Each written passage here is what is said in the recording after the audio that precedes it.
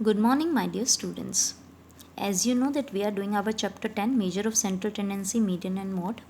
We have done the calculation of median in case of inclusive, discrete and continuous series. Today we are going to do the further parts of continuous series, means calculation of median in case of cumulative frequency series, inclusive series and the series where class intervals are unequal. If cumulative frequency series are given, then firstly we have to convert it into simple frequency series.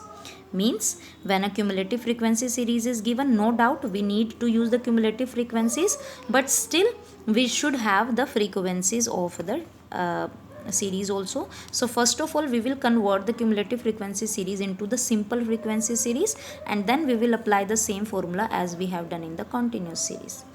Secondly, if an inclusive series question is being given, then firstly we will convert that inclusive series into exclusive series, and then we will apply the same method as we calculated under continuous series. Clear?